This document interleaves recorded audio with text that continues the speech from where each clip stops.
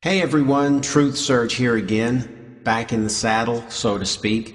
Had to do a little work, earn a little money, and work on my studio, trying to soundproof it a little bit better.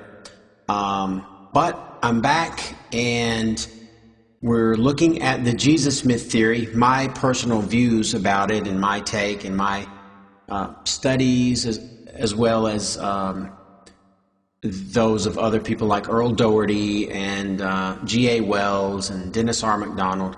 And in the last video, we saw something very peculiar.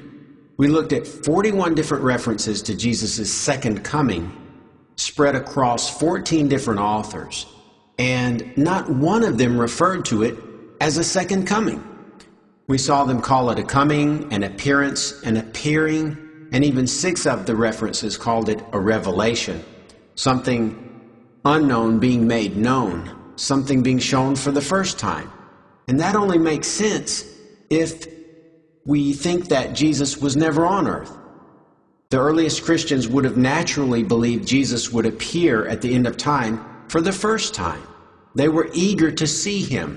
They were eager to see his glory, because until that time, until he came at the end of time, he was just scant passages in the Old Testament, knowledge, a mystery. He was up in heaven. It had all happened, but they found out through the Old Testament writings, and they were eager to actually see him in person. So this is what the Jesus myth theory presents, is that Jesus never was on earth. He was a mythical, a heavenly being, and that's how we're approaching this examination. Now, in this video, I'm going to show you another piece of evidence that supports the Jesus myth theory. But before I do, I want to give you the obligatory anecdotal story.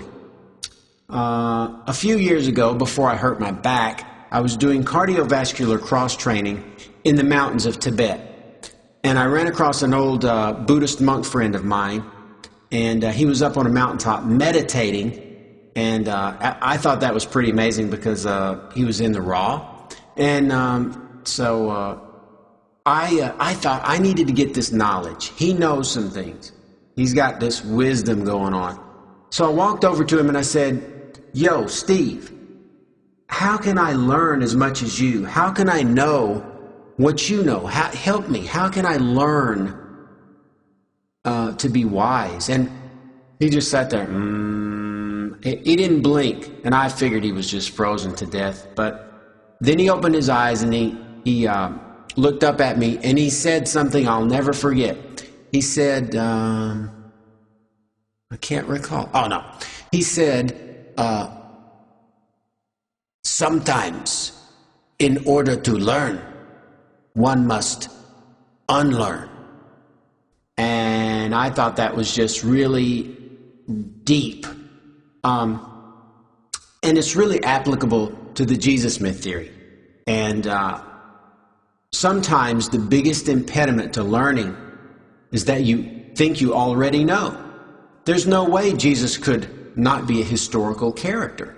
And so that knowledge that you have is an impediment, a stumbling block, a roadblock to actually learning anything about it. Because maybe he was, maybe he wasn't. And if you allow what you know to keep you from even examining an alternative view, then you'll never know how strong that alternative view is, or how weak it is. And so that's just something to keep in mind as we go through these videos. Just give it a chance. Just all I want to do is put it on the table, lay it out for you. And then if you find it convincing, great. If you don't find it convincing, that's great too. So anyway, that's what we're doing. We're looking at the Jesus myth theory, and we're trying to lay out one piece of evidence at a time. I've already given you just one piece. And in this video, I'm going to show you something else that I think is pretty interesting. Now, if early Christianity didn't go down the way the Gospels describe, then they had to go down some kind of way. It had to happen some kind of way. And that's what the Jesus myth theory sets out to show. It's not that Jesus just didn't exist and boom, boom, and we're done. The Jesus myth theory is a comprehensive theory of Christian origins. It has to answer everything. If Jesus was never on earth, he had to be killed somewhere. He had to be killed by someone or something, and he had to be killed at some time. All these questions, the Jesus myth theory answers. In this video, we're going to look at just one of these questions and try to answer it. The question of when Jesus was crucified. Was he crucified in the first century like the Gospels say? Or did the early Christians believe he had been crucified ages before the first century? Paul tells us in his letters that this gospel of his, the fact that Jesus existed and was killed and raised from the dead, this knowledge about that was hidden from mankind throughout the ages. And we're going to look at that verse as well as some other ones to see if we can make heads or tails of this. Did the early Christians believe that Jesus had been crucified long before the first century?